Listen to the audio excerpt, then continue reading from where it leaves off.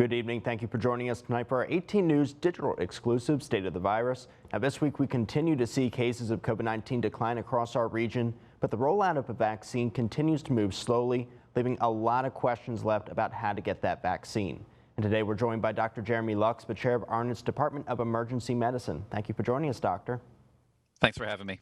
All right, so we mentioned earlier the number of cases in our region appear to be declining. Chemung County now below 100 active cases. So what are you seeing in the hospital now? We're seeing kind of something similar, where there's a little bit of a downward trend in the overall number of COVID cases we are seeing. We still have ones that are in our ICU, and we are still seeing it, but we're not seeing the same volumes that we did, say, in December, which is definitely a good thing. It's still in the area. We're still seeing it around, though. All right, talking about the number of people who have had the virus overall, Dave and Elmira is asking, do we know the percentage of the population, whether globally or in the United States or even just in our area, who have had the virus? That's definitely a difficult one to answer. Based on just testing parameters alone, we're maybe around 8 to 10% have tested positive, but that's only out of those that have been tested. There are likely a much higher number of people out there that have had the virus that haven't actually had testing. If I were to guess, it would just be a guess. I'd say maybe closer to 20%, just to double the number, but it's hard to determine completely. All right, and with that being said, Teresa in Horseheads wants to know, what's the percentage of the local community that will need to be vaccinated in order for us to return to a sense of normalcy? And I believe this is kind of where the herd immunity discussion usually comes into play.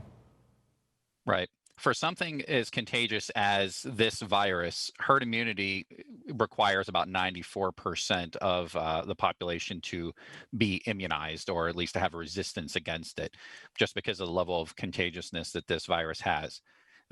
Overall estimates for natural infections, if we hit around 70% of the entire population, you can halt the progress of the virus overall because, well, that many people have already had it and they're most likely are unable to get it again, although there's some discussion on that. But at least 94% would have to be vaccinated to get true herd immunity. All right, we've received a lot of questions, of course, about the vaccine, but the biggest one is, where can the eligible people get it? Are they going to have to go to the hospitals, or are we seeing more of these vaccination centers starting to open up? There are more and more areas opening up. Right now, the major limiter is the amount of vaccine that's available. So pharmacies are going to be a source. There are centers that are being set up in certain locations or even in malls. Hospitals are available in certain places that are giving it. It really is regionally dependent and vaccine dependent. The most up-to-date information typically is found on the New York State website for the COVID information. All right, sticking with the COVID-19 vaccine, Sue in Pine City is asking, where can individuals, or when can individuals who are 65 years or younger with underlying conditions get the vaccine? Can they get it yet, or if not, when will they be able to? Currently, under 65 with underlying conditions, or anyone under 65 that is not in part of the phase 1B frontline workers working in homeless shelters, those that are teachers, et cetera, that's all kind of listed there for 1B, are not eligible in New York State. So under 65, unless you're part of the phase 1B, still are not eligible even with underlying conditions. That is something that will be coming down the road once again, once more vaccine becomes available. There is no timeline on that listed in the New York State overall guidelines or website. And also there aren't any guidelines on what underlying conditions would be listed as making somebody eligible under 65. Eventually, once we have enough vaccine, everyone will be eligible. It doesn't matter underlying conditions or not. They are going to prioritize, it appears, based on underlying conditions under 65 when we get to that part of things, but it doesn't look like we have an exact time frame because we're very limited by what we get for as far as supply for the vaccine itself. All right, and sticking with vaccine eligibility, Katie in Montreux Falls is wondering, should pregnant women get the vaccine? Are they able to, or are we still doing testing on that? The American College of Obstetrics and Gynecology officially recommends it in pregnant women that are at high risk, so healthcare workers, somebody that has a lot of exposure to potential virus. And so it is recommended by ACOG, as it's known as. As far as testing and the like, we still don't have a full set of data for it, but that's the official recommendation, at least from that body overall. All right, we also have a viewer question about children and the vaccine. Sarah in Addison is asking, if testing is underway for children with the vaccines, And until then, how can we continue to keep our children safe, especially if they're going to school, keep them safe from the virus? Yeah, right now they're still assembling clinical trials for those under the age of 16, and the FDA and the manufacturer does not have any kind of recommendations and has not been approved for under the age of 16.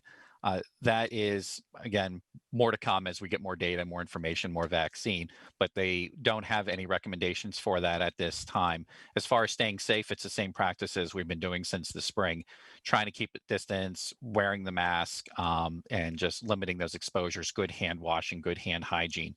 Schools have done a number of things. Some have been even erecting barriers between desks and things like that in order to try to help out, but it's really the same guidelines we've been using all along.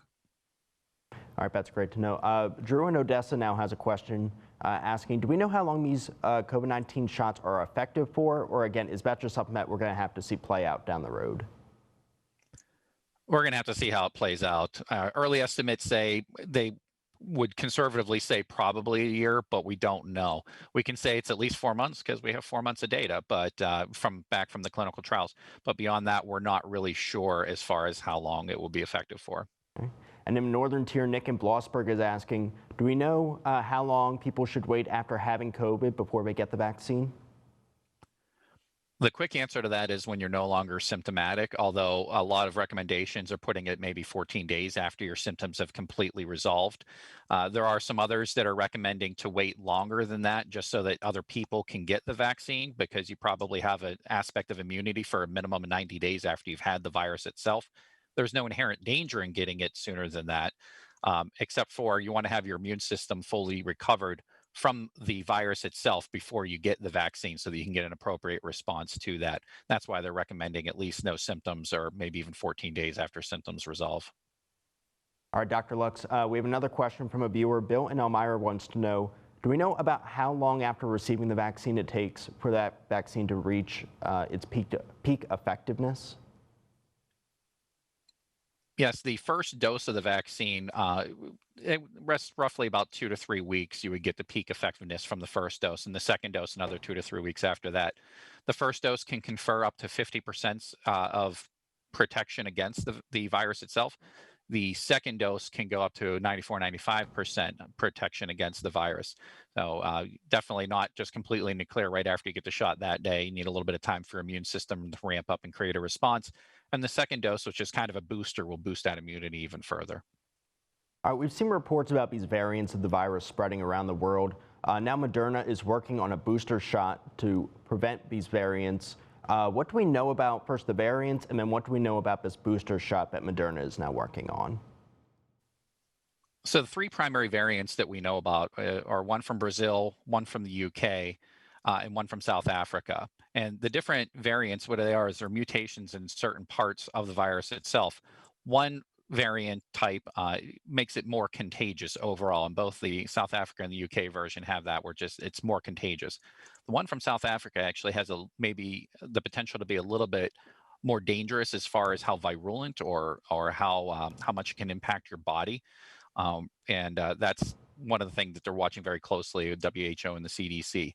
The vaccine is protective against it. Moderna has come out with data saying that the South African variant, the Moderna vaccine, may not be as effective against. It's still very effective, but it's not as effective as it was against the other versions.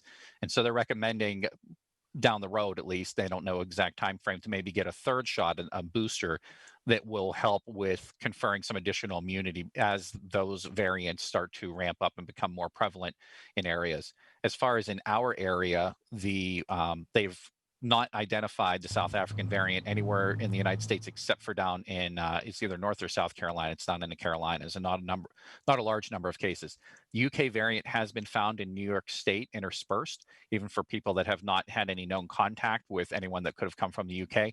So it's probable that it's in this country in a number of different places already, and that's something that will probably spread through. And they estimate it may take over as the dominant strain just because it's a little bit more contagious than the primary strain that we've seen up until this point.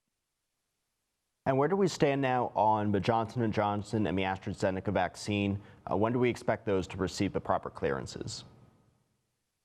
From what I understand, the Johnson Johnson vaccine is applying for approval. The overall effectiveness is, at least in early data, may not be quite to the extent that the current vaccines are. As far as the AstraZeneca, I'm not sure where they're at right now. I believe they may be getting toward the end of clinical trials, so then they'd be going towards trying to publish their data and get approval, but I'm not sure exactly where they're at. Neither have received FDA approval at this point. All right, finally, Dr. Lux, what do you need our viewers to know the most about right now, whether it's about COVID-19 or the vaccine or anything else overall? It's kind of the same for as it's been. It's kind of have to stay the course and be safe, be smart. What we're trying to do right now, even with distancing and the like, is to delay everyone getting the virus quickly or all at once, which would overwhelm the healthcare system, and it doesn't give us enough time for the vaccine to get ramped up to where we need it to be. The more people we can get vaccinated, the more lives that will be saved. And so the more time delaying people getting the virus, then more people get vaccinated, won't get sick in the first place. And that's really what we're shooting for here, is to save lives. And that's what we're working on. So be smart, be safe. All right, Dr. Lux, thank you so much. You stay safe yourself. And of course, we'll have more next week on the vaccine rollout and COVID-19. And viewers, if you have any questions regarding COVID-19 that you would like one of our local experts to answer, you can email us at news@wetmtv.com. We'll have more on the fight against COVID-19 on 18 News and on mytwintiers.com. Thank you for joining us and have a good night.